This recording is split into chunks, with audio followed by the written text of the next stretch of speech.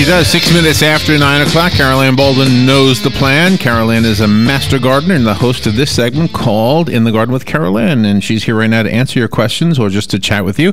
You can call in either way. The number is 622-9622. We got a full hour ahead of us. Good morning, Carol Ann. Good morning, Larry. How are you? Nice day, huh? Oh, it's beautiful. This is summer again. We had a tiny little winter. Yeah. It does need to cool down some. I mean, I don't like the cold, but when it's 85, 87 degrees in the first week in November, our plants don't know what they're doing. We don't know what we're doing. Yeah, right. You got to get acclimated into that. You just worry. Our first possible expected frost date is the 15th of November. Don't think it's going to happen this year, but if we go from 87-degree days with lows overnight being in the mid-70s to suddenly, say, the end of November, 1st of December, down to some weather where we're down in the 40s overnight, those poor plants aren't going to know. They're going to be confused. They're going to be very confused. We may see a little more cold damage to plants early on. Really? That little bit of... I mean, it can be enough to throw a shock to some plants, especially those that might be a little more tropical, that are, if you can acclimate down, if you can get cool and gradually cool down is much better than a sudden, boom, it's cold. To any of us, none of us that first cold spell always seems much colder, even though it's not, than the one a month down the road. Yeah, I think I have, by the way, officially won the war against my vines, my little invasive species they vine. Went dormant. You think they went dormant? Well, let me tell you. Okay, tell us the story. Let me tell you. I live in a mobile home park. Right. Well, I had a note on my door that said I need to cut the bushes by November 3rd, which is today. Okay. Otherwise, who knows? They were going to come do it. They'll probably write it up for me or do something. Right. Okay, so I was out there, a lot, because a lot of cutting had to be done. Oh, yeah. Right? So anyway, I just cut those bougainvillea things, and those segapalms and all those things that had those, because that's what the complaint, that's what they were seeing was the vine. They probably didn't realize that they were seeing this crazy vine that climbed up everything. Right. So Carol Ann, I ripped it out. I was in there. I cut up all of my hands. Oh, I imagine, because you're probably not one who wears gloves. Right, I don't. Well, my hands are too big. Yeah. So anyway, I cut it all back, and I guess today is the day I find out if I passed the test or not. I'm sure I did. I'm sure it was just more than likely, like you said, it was that the vine was what they were seeing, this overgrownness. And they probably didn't realize it was the vine. They probably just thought to cut back the bush. Basically, they tend to your yard. But I do. That was the only part. That was just the only thing that was being really. It was just, and it was, and I blame it on aliens because I think they came from outer space. Yeah, they may have. I'm not sure. All right, you do have a phone call. Great. Good morning. You're on the air with Carol Ann. Yeah. Good morning, guys. Morning. See, my air conditioner is working overtime. I bet the electric company loves this weather. Oh, sure. Yeah, we're not opening the windows and shutting that stuff off. Right. Was it a good idea for me not to throw my ryegrass down when I was it last week until we get over this fall heat wave? I don't know if it's going to do much to do much damage to that, because that's still going to take a week or two to come up. And so it should be all right. I don't think it's going to come up and kill it off, because it is a little cooler. The day length is shorter. The 87. I don't see where we're going to have too many more days of that weather. Here for in the long run. Before I lay it down, would it be okay to spot spray for weeds? Usually when you're spot spraying, I would spray it and let it sit for a couple of days and then throw it down. Well, take a look at the instructions, because normally when if you're treating the whole yard, they're going to tell you that you can't reseed for a period of time. Spot spraying, you just may have some areas that the seed won't come up. So it might, so just be real careful with it, but read it and see what they're saying. If you've just got a couple little troublesome areas, you might get out there and just hand pull those ones, or realize those areas might need to be seeded again. Well, I got more than a handful, and at my age, I don't want to bend over that much. Okay. All right. Well, just like I said, take a look at the label and see what they suggest. Yeah, you would think that the spray would lose its effect after, let's say, a week, Well, but some of them, they're not Roundup. It is a different kind of product. Sometimes they do act somewhat, systemically. That usually when you're putting some of these topical, I say selective herbicides down, that you're working them on the top and then you're irrigating them in order to get into the root zone. So they actually do hang around longer than some of the other products.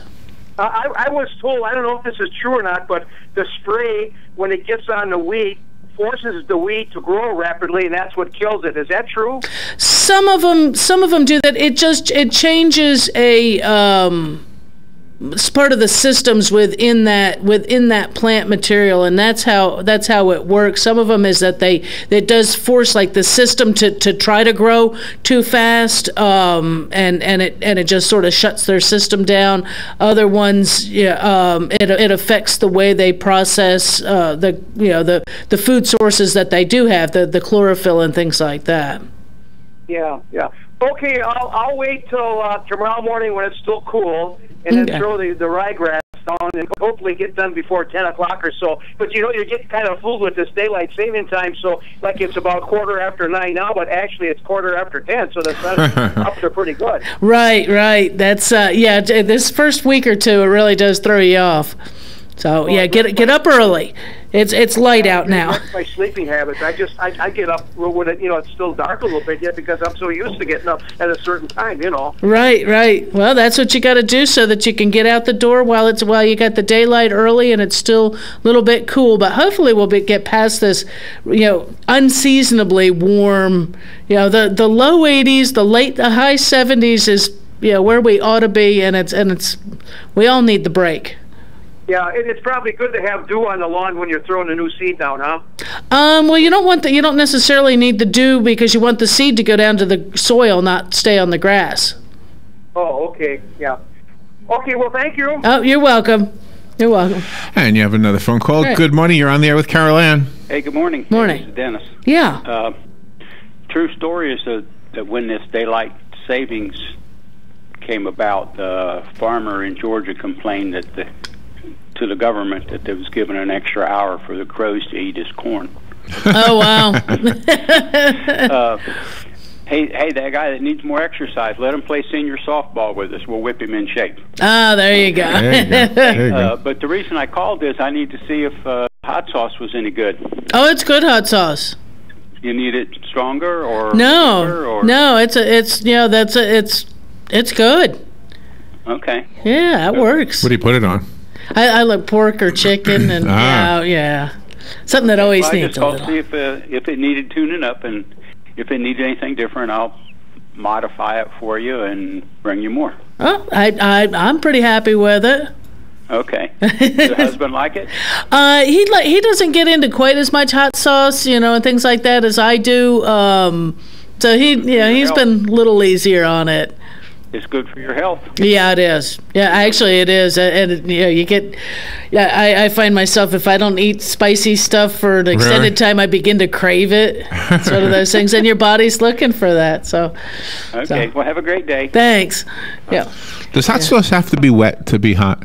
You know what I'm asking? Sauce, sort of. But and that's why I'm asking. Could you dry it out and like powder it on something? Well, I mean, they have spicy rubs where you're using like the dried cayenne and crushed red pepper and things like that, where it would be a dried kind of thing, and it wouldn't necessarily. Those don't necessarily reconstitute those. Say when you put it on meat and you put it on the meat and you grill it, the juices from the meat seem to pull it into the interior part of it. Oh, so but it doesn't become a sauce on the.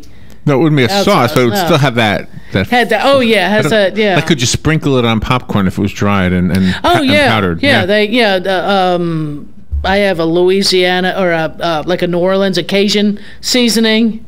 You can put anything you want on popcorn if you. Did you know that if you go to Subway, you can ask for salt, pepper, or oregano?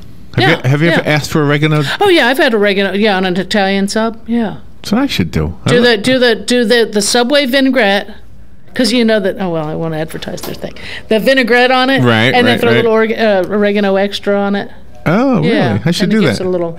By the way, my favorite season is salt. Yeah, my favorite season, I think, is summer. So I have a question about salt. Yeah. Once upon a time, did I remember my history right that it used to be expensive? Like kings were sending out... I believe, it was, because that's how they cured meat and things like that, and preserved meat, and salt just became... So in other words, we really don't need it. If it was hard to come by, then we really don't need it.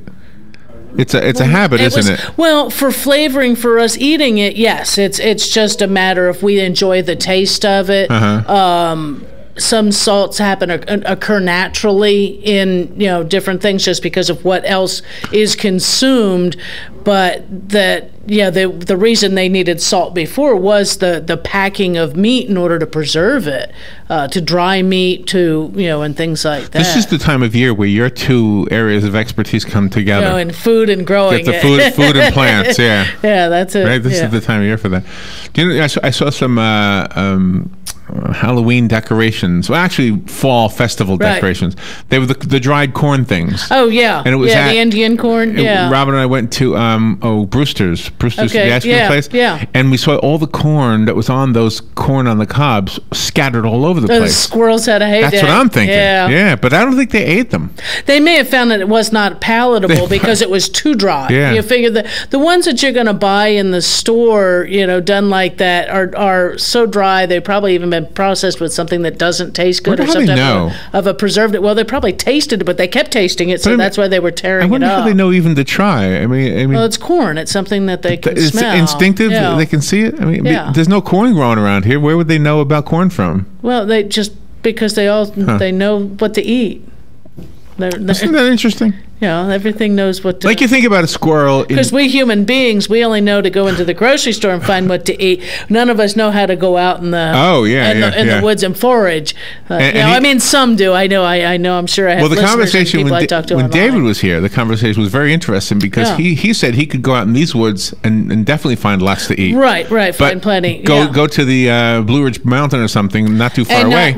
And not he'd be familiar. Yeah. Right, because things do change climately, and what is what's poisonous and different plants have a different look. So don't just go out in the Ocala National Forest or the local state park and begin to graze on things. If you're going to do that, do some research ahead of time, and if you can find somebody who knows it, the area and knows the flora that can be eaten, with them, but heart of palm is good. And yes, I have destroyed a palm tree, to get to the heart of palm because it does kill the tree.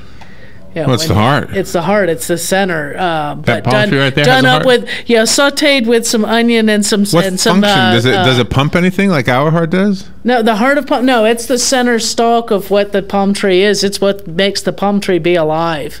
I know, but if you our cut heart that out of there, the tree. Our heart pumps blood. Well, you figure it's what. Does it do anything? It's what makes the green leaf. So it actually sucks the fluid out of the ground? It's the part that makes the plant, the leaf that makes the chlorophyll that feeds the tree. You like heart of palm? Yeah. Yeah, I got a Florida cracker. Well, not quite a Florida. He's showing his tattoo at a Florida, state of Florida and crackers, so that was cool. But did we miss a break? We did. I think we did. It just played without us knowing it. All right, let's take that break now. Make it up. We'll be right back. If you want to call Caroline, the number is 622-9622. The weather is brought to you by myfwc.com. Safe boating is no accident. Some fog around the area this morning, otherwise partly sunny and very warm again, with a shower or thunderstorm in spots, but probably dry at the coast. The high 87 to 91. Mainly clear tonight. Well, there may be some cloud and a shower in spots at the coast. Low 69, inland 75 along the coast. For tomorrow, partly sunny with a passing shower or thunderstorm. The high 84 to 88. From the Florida Weather Center, I'm meteorologist Joe Lundberg. If you're anything like I was, the thought of getting older was the last thing on your mind. But here we are. For me, it started slowly.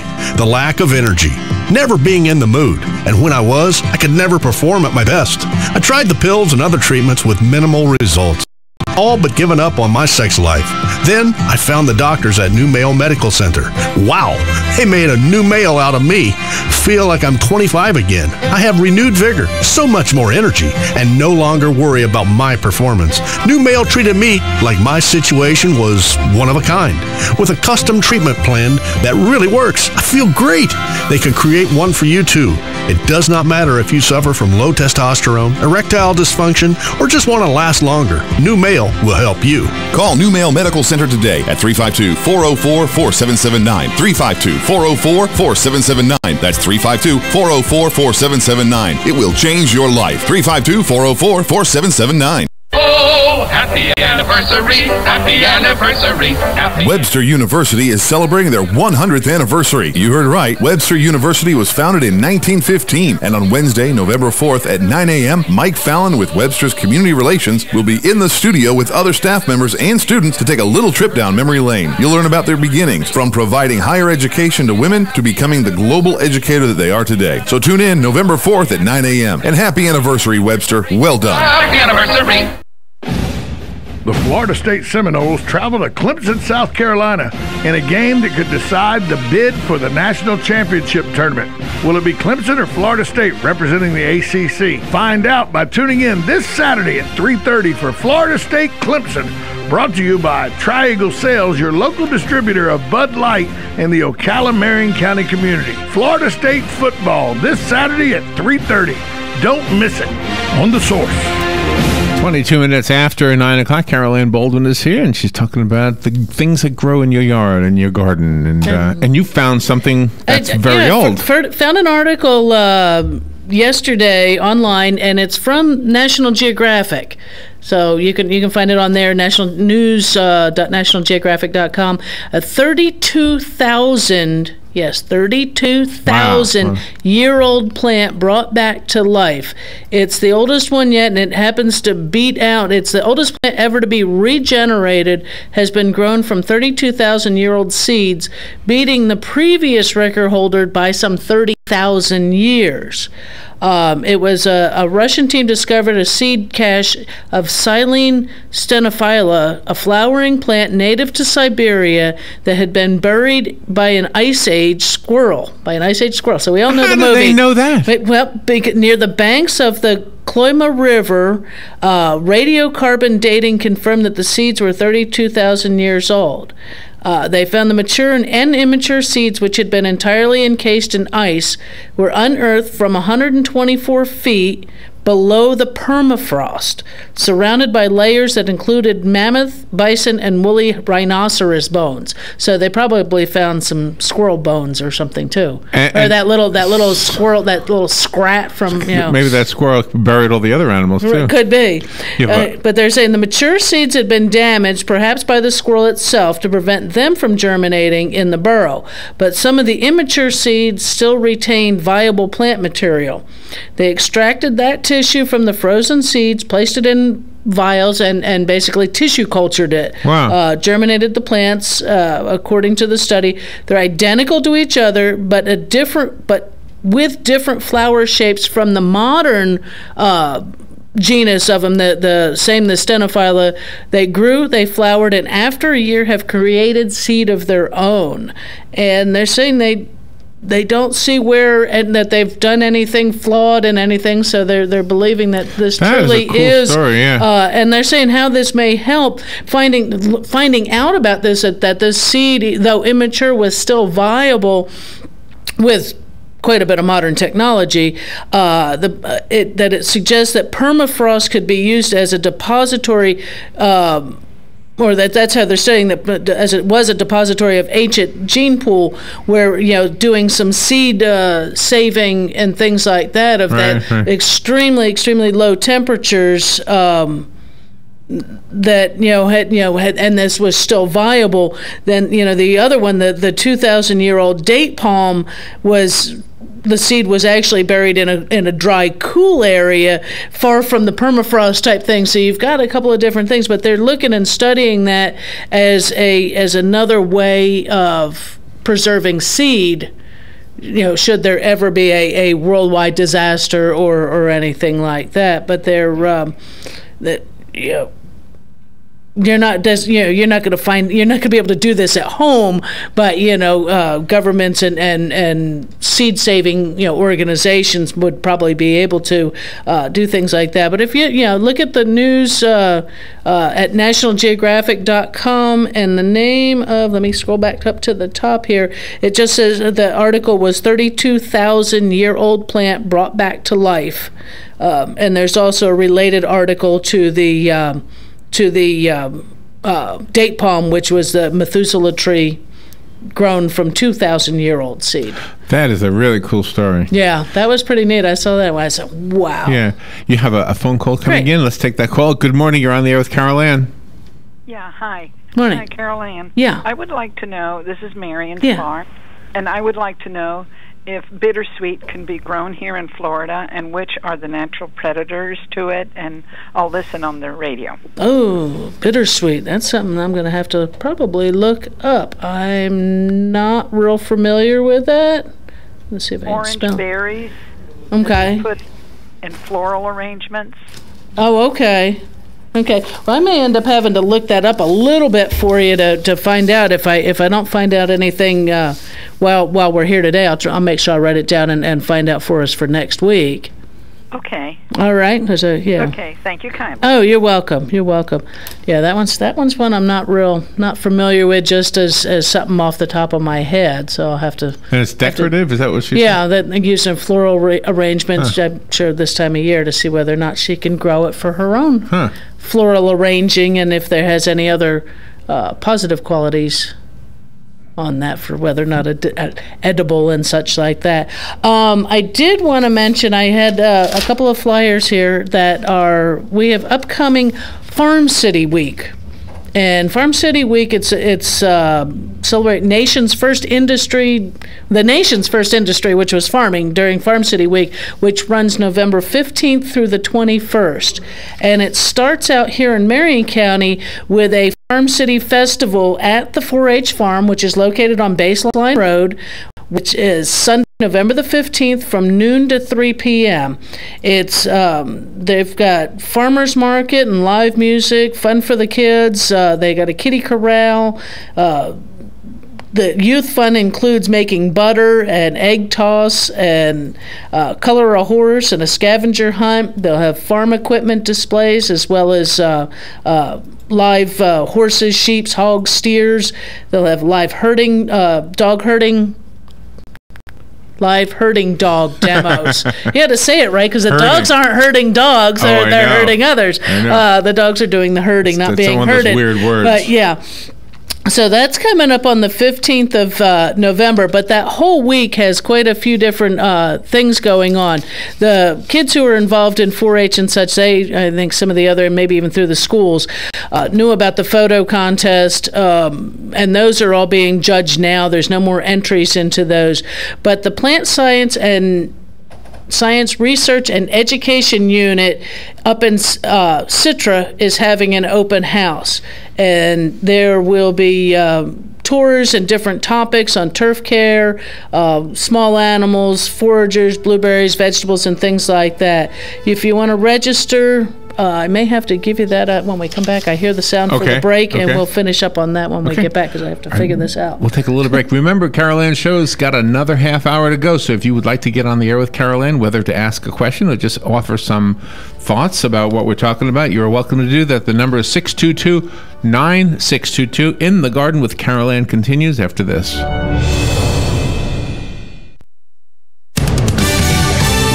Fox News Radio, I'm Lillian Wu. In the GOP race for the White House, Jeb Bush hoping to come from behind the former Florida governor in the latest New Hampshire poll. In 6th place. When the dust clears and the delegates are counted, we're going to win this campaign.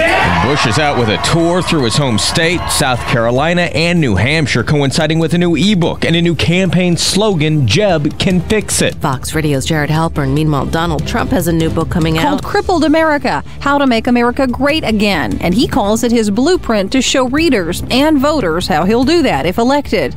It covers topics including foreign relations, unemployment, terrorism, and the media. It hits shelves just in time for the next Republican debate, which is being held in Milwaukee next Tuesday. Fox Radio's Tanya J. Powers.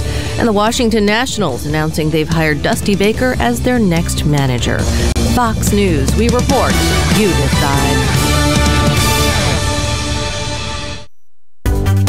As a Ford employee, I get to give my friends a special deal. Announcing Ford Friends and Neighbors pricing. It's an inside deal.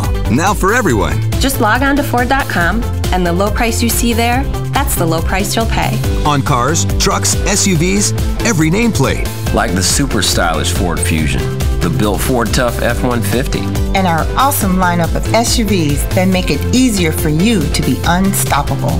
With Ford Friends and Neighbors pricing, you don't have to negotiate. It's hassle-free. So now when people ask me if I can get them a great deal because I work for Ford, with Friends and Neighbors pricing, they don't have to ask anymore.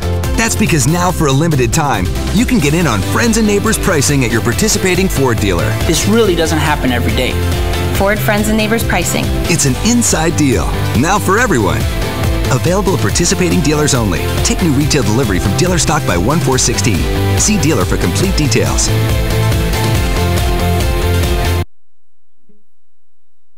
I'm having a hot flash, a tropical hot flash. My personal summer is really a bummer. I'm having a hot flash. Menopause the Musical, the off-Broadway sensation, proudly presents the Survivor Tour.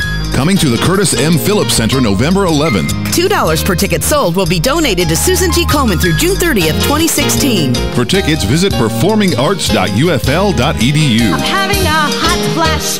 Ooh! The Harvest Fest Music and Food Truck Festival is coming to Ocala's Tuscaloosa Park on Saturday, November 14th. The Feel Downtown live event is free with a donation of a canned good or non-perishable food item, featuring 8 live bands with headliner Blackberry Smoke, all-day music, 10 food trucks, and a craft beer garden. Donated food will be distributed by Project Hope for local families in need. Go online to feeldowntownlive.com for more information about Harvest Fest. Stay informed on everything going on in the Villages with the Village Spectator newspaper. The Village Spectator is exclusively devoted to the Villages with news, commentary, and more. And yes, they have Tom's Picks, a free referral for people who are looking for a company to do work for them. Tom's Picks will refer the company that fits your needs, and all we ask is that you tell them where you heard about them. Call Tom's Picks at 804-1223 and pick up your copy of the Village Spectator today. Now read Ocala Downtown newspaper online. Coming live in concert, Matthew Smith and Indelible Grace, Sunday, November 15th, 6 p.m. Good night till then. At Grace Presbyterian Church, just down the road from Bob Wine's Camellia Gardens. Tickets are only $15 at the door, or get discounted tickets now at eventbrite.com. Or visit Grace Presbyterian on Facebook or call 629-1537. No doubt about it, Ocala. It's the perfect time for fall planting, and Bob Wine's Camellia Gardens is front and center with a fantastic array of super specials for your yard or garden. You want a few examples? Gorgeous and growing Laura Petalum, always an Ocala favorite, marked down from $6.99 to $3.99.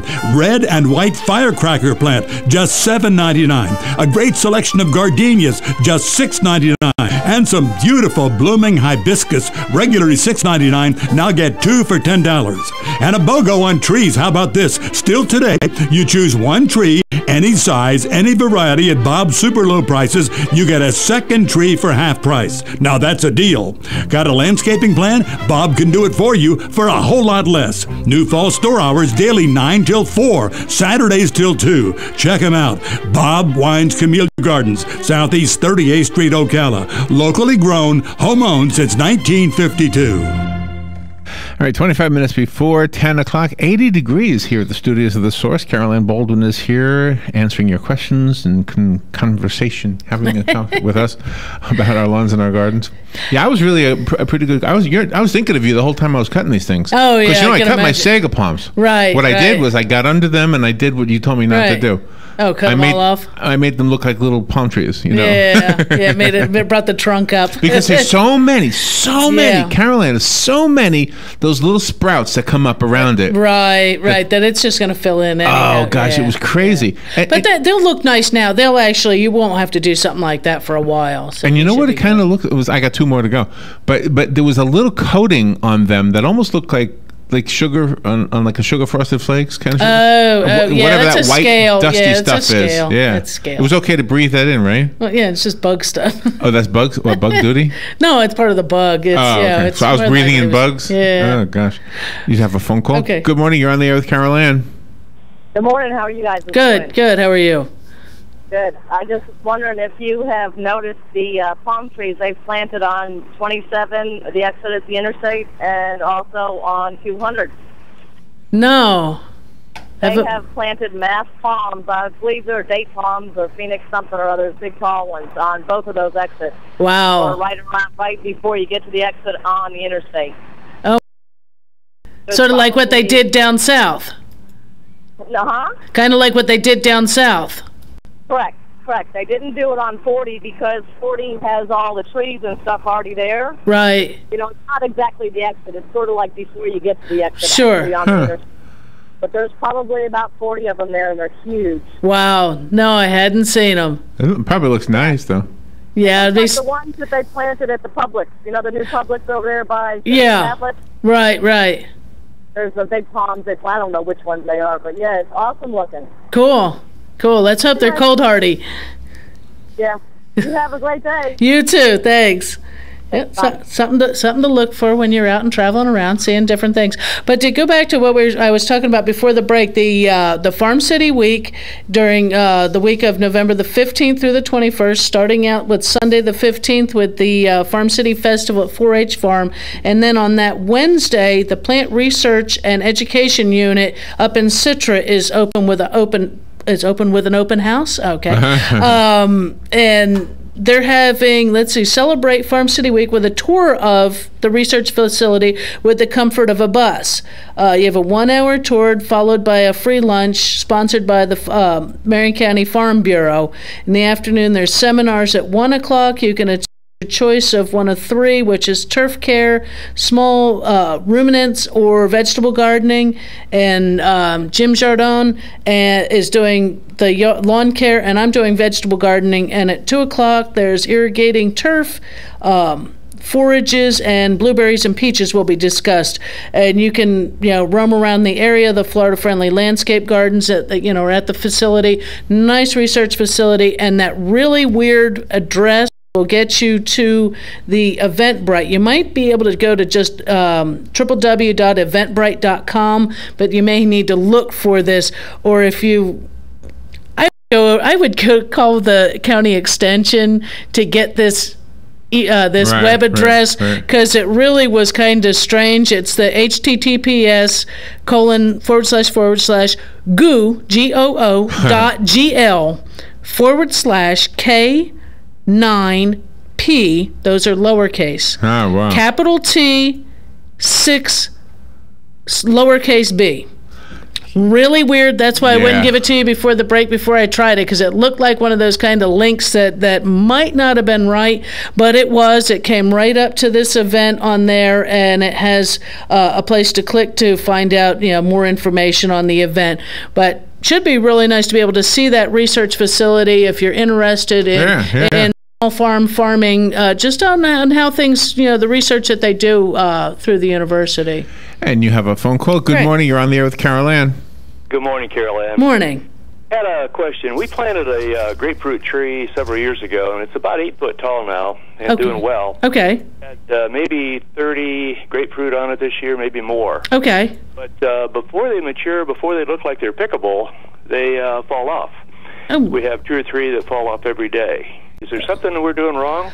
You know what that actually can be, and I'm trying to remember. I just ran across that probably about a month ago. And I'm trying to remember exactly what they were saying, that it was, whether or not it was an insect issue or a disease issue. I'm trying to remember off the top of my head of what's causing premature fruit drop. losing quite a few of them. Otherwise, the tree is healthy looking. Yeah, the tree looks healthy. It's got a little blackness on it, not much, but right? Blackness from that little fly that gets on there. White fly or from aphids. Yeah, you get a little mold going, but that's that's not that bad. Terrible. Right. Yeah, you know what? I'm gonna have to look that up again because it is coming into the ripening season. And I had it, and I just reached in my bag, and I don't have my citrus thing with me on that one, but I know I just saw it. It won't take me. We'll write that one down too, and we'll make sure we address that next week. Okay, that sounds good. All right, thanks. Okay. Thank you. Don't you love homework? You have homework now. 2 assignments. Yeah, I know. I have two assignments. I got to learn about the bittersweet and the premature fruit drop. But I did just see that, and I don't want to give you a halfway answer and then come back and look at and have found my literature on it and then tell you the total opposite. I want to tell you something that maybe you've seen before. Okay. There was a video online. What they did is they took an orange and they opened it up almost like you would open up a pumpkin. And they gutted it the way you would gut a pumpkin. But they kept that core. Okay. The white piece, right? Yeah. Then they poured olive oil into it. Made a candle. And lit it. Have you seen this before? I've seen it, I think, online and things, And they say that it has this smell that's orange-ish, I guess. Well, I would figure it would. Just the oils. It's kind of a cool idea, isn't it? Yeah, it is. To make your own little. I got lots of oranges on the tree outside my door. And it's a good way to use up. Say you have a tree that froze one year, and the only fruit on it now is very sour. Yeah. It's kind of a cool idea. Yeah, it is. It's a way to make money over the market of Marion. Sell orange candles. Orange candles. Yeah. But your olive oil is kind of a liquid. Yeah, but you might be able to, use a soy, make a wax. Just your oil, if you pour just oil, it's going to pour out. If you try to move them, Well, you have to tell them. You got to put your own oil in. Put your own oil. Here's your candle. Here's your little lantern. Here's your candle. Here's your cute little light for the for some ambiance. But that's then we are coming into that citrus ripening season, and the only way to tell if your citrus is ripe is to taste it, to pick it and taste it. But some of our fruit does begin to ripen here in November. So small. The oranges on the tree. Yours took a while to come up, and you don't fertilize your tree. No. But no, keep an eye out. If I did, would they be bigger? It's quite possible you have better fruit and bigger fruit, and just catch up. Technically, it's not my tree. No, it's a community tree. Yeah, it's a community tree. Yeah, it's on the corner. But that's growing up as a child. We had the corner cherry tree, but we could reach it better than anybody else. That was so we claimed it. We kids could reach it better than anybody else. Do you know when you buy a can of fruit salad? Wait, fruit cocktail? Fruit cocktail, thank you. Yeah. Are the cherries in there actually grapes? Somebody told me they're grapes. No. Okay. There's grapes in there and there's cherries in there. No, grapes are grapes, cherries are cherries. I know, but somebody you can tell by the texture. Somebody told me they were red grapes. They colored them red or something. No. But where was I going to go with that? I don't know. By the way, it's time for our daily leaf blower guy. Yeah, you got to come through and blow all the leaves away. I saw he was hand picking up the mulch, but why he threw the mulch away, I don't know. Can you believe that they were already decorating for Christmas inside the mall? Yes. Somebody posted, a friend on Facebook and said, they're putting lights up in Ocala. I said, well, it takes them a couple weeks. Yeah, the Santa Claus station is being set up. Yeah, it takes time to get it put together, and you got to have it done before Thanksgiving. Well, we'll take a little break, and we'll have 15 minutes more, actually 12 minutes more by the time we come back. So if you want to call in, this is a good time to call in. You'll be on hold about 3 minutes. The number is 622-9622. We'll be right back with Carol Ann Baldwin. The weather is brought to you by myfwc.com. Safe boating is no accident. Some fog around the area this morning, otherwise partly sunny and very warm again, with a shower with thunderstorm in spots, but probably dry at the coast. The high 87 to 91. Mainly clear tonight. Well, there may be some cloud and a shower in spots at the coast. Low 69 inland, 75 along the coast. For tomorrow, partly sunny with a passing shower or thunderstorm. The high 84 to 88. From the Florida Weather Center, I'm meteorologist Joe Lundberg. What are the most common questions those nearing retirement are asking?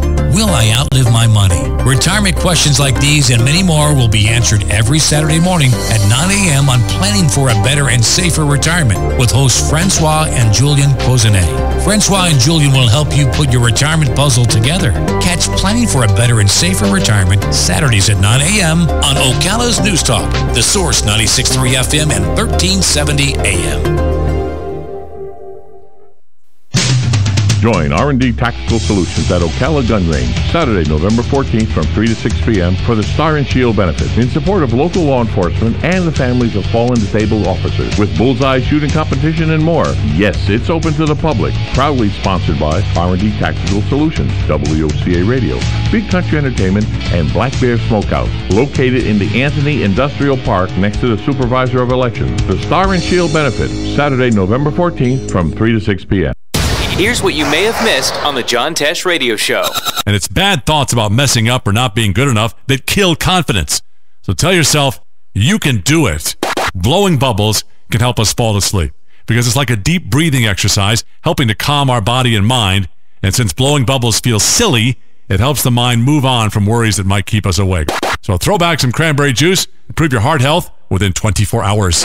Intelligence for your life on the John Tesh Radio Show. Don't miss this stuff. Who doesn't love heading out on the boat with a family, hitting the ATV trails with friends, or blazing new stretches of highway with riding buddies? Your toys are your ticket to outdoor fun. At the McDonald Allstate Agency, we get to know you and help make sure you have all the right coverages. Plus, when you bundle your coverage for your car and your home with your boat, motorcycle, RV, or more, you can save up to 30%. So call the McDonald Allstate Agency today at 622-2333 or stop by one of our 2 Ocala locations at Calla Hills or the Jasmine Square Plaza. Subject to terms, conditions, and availability. Savings vary. Hi, this is Brad. I want to take a moment to talk about a serious issue. In the next 5 years, the aviation industry is projected to have a shortage of commercial pilots. Now is the time to start training. Ocala Flying Club has started a scholarship for the youth of Marion County ages 17 to 24. The club will donate up to $4,000 towards a pilot's license. This will help get the student on their way to obtaining their commercial pilot license. If this sounds like something you would be interested in, or if you know someone that would be, please contact Ocala Aviation Services, 861-7484. 12 minutes now before 10 o'clock. I can hear the leaf blower. Put it up there. Carolyn Baldwin is here, and your questions are invited, and your comments are invited. The number is 622-9622. And in the end of the segment, I have a $20 gift certificate from Bob Wine's Camellia Gardens and Nursery. Good for plants only, but you can get some nice plants. This is a good time of year to get some plants. It sure is. It sure is. And Bob Wine's is a good place to go. Nice I have a local, trivia question. Local place. Good, and I actually made it. I know it's not Thanksgiving yet, but that's all right. We're in November. I have a Thanksgiving theme to my question. Oh, okay.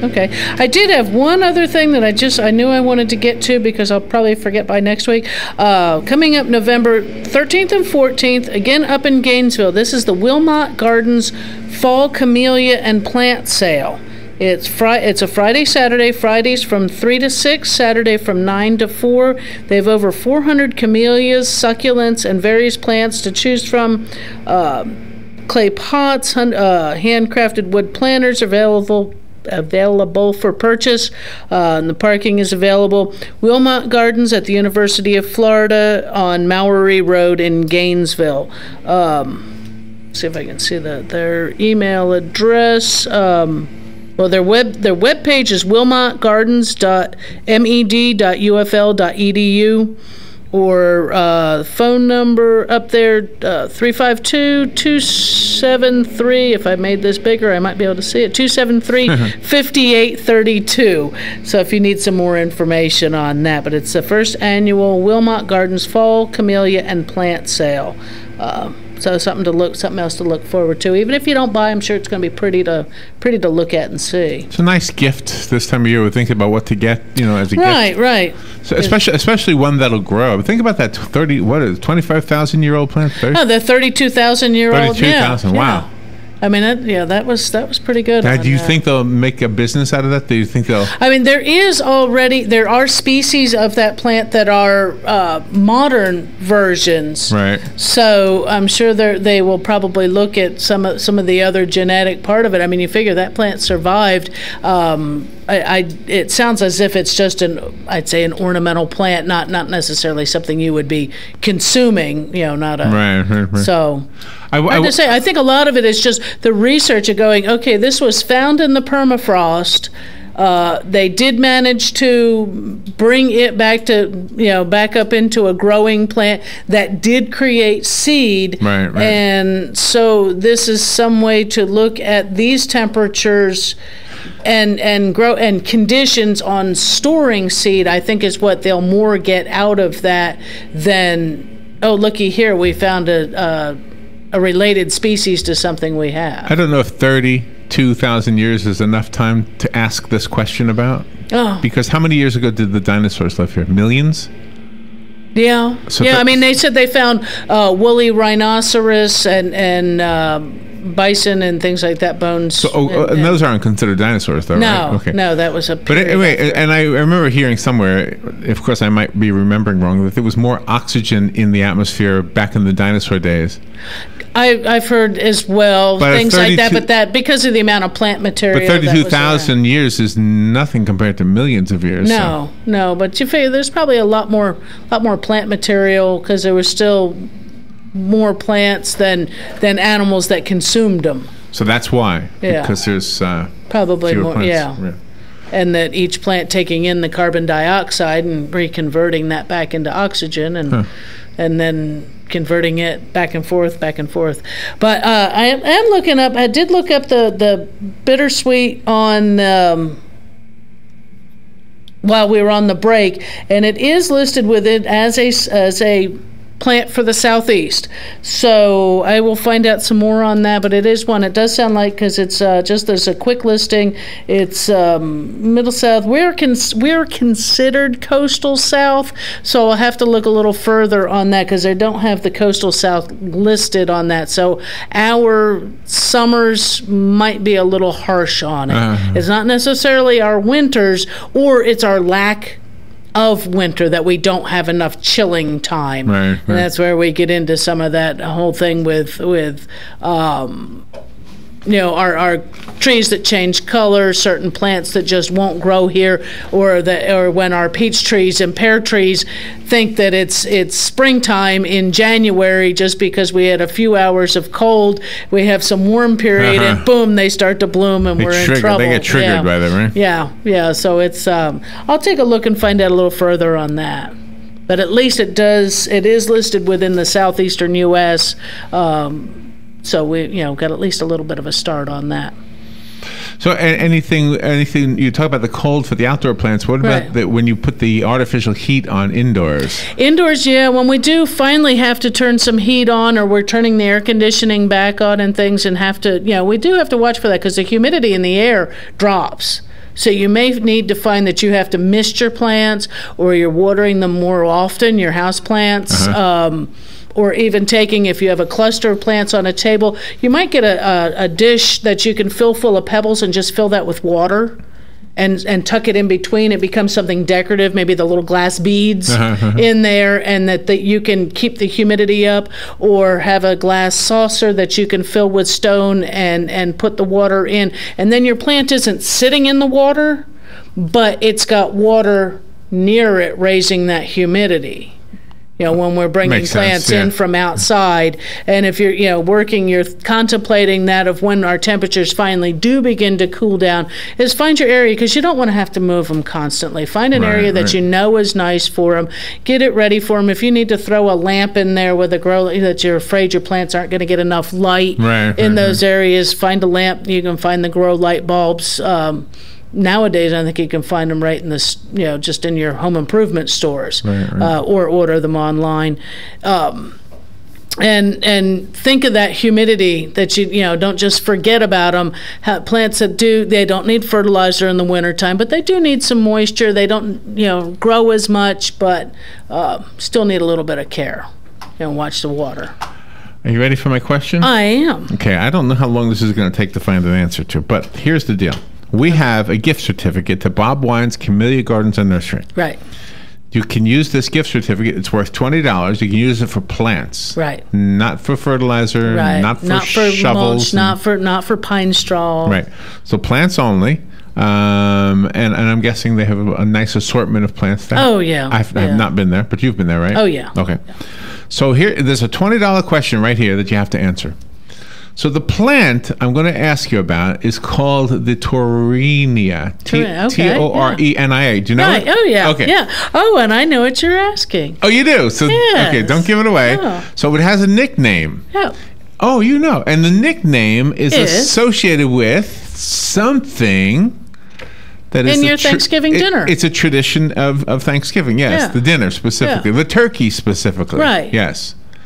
So what is the nickname of the Torenia? Right.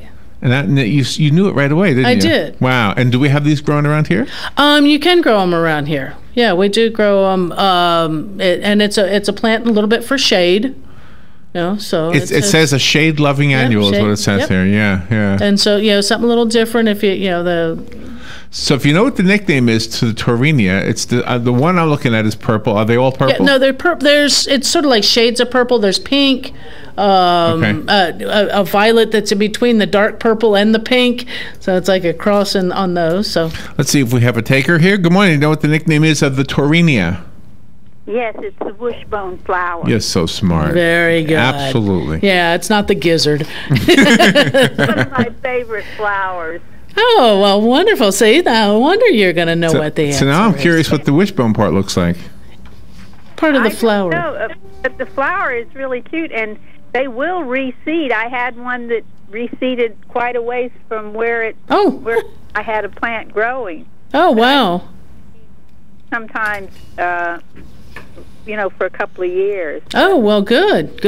Well, I know who this is. This is Ann. And the thing was, I had purple ones near there, but I got a pink one that came up. Pink one that decided to get. So the pink one might be the one that's actually maybe the true original, and the others are crossbred from them. Yeah. But anyway, it's one of my favorites. Great. One of my favorites too. Well, Ann, you have a $20 gift certificate. Do you have an E at the end of your name? I can't remember. Yes, I'm Ann with an E. Now, I want to ask you something. Do you have a brother that looks similar to you? Yes. But older? Yes. And because I think I see, would he be shopping in that new Publix maybe? Could be. Does he have a red car with 4 doors? No. No, he doesn't. Because I thought I saw you one time there in the parking lot. You were kind of away, and the other night when I was shopping, though, in there, I saw someone. I said, well, that looks like Larry, but it's not Larry, but it looks older than... Well, at the end of the day, I look older. I noticed this. It could be that. Yeah. You look older? At the end of the day, yes. I've noticed this about myself. Okay. I'll be down there to pick that up. All right, and you got it. It'll be waiting for you. Okay, thank you, Larry. Thank you. Thanks. I like that question. That was a good. I'm so happy it wasn't so obscure. I thought maybe I found something obscure. Right. No, that was and it's funny because I think it was actually mentioned on a commercial or something. Sorry, the daylights out. No, happened. Sorry, didn't mean for that. We're at the top of the hour. So you thought what now? I think I heard it on a commercial actually for flowers the other day. Oh, really? So now, how big is the wishbone part? It's just I think probably part of the coloration on the flower. It's more shaped when you look at the flower. It says edge. Look for the tiny wishbone-shaped stamens. Okay, then it's inside. What's a stamen? It's the reproductive parts of the plant. Oh, it's a sex organ? Yeah. See, this was the problem I had with my Sega palm. When I was cutting it back, right. I felt like I shouldn't be cutting that off. I felt like this is betraying my own. Your plant. Oh, you're too funny, Larry. Thank you, Carolyn. Thanks, Larry. We'll be right back.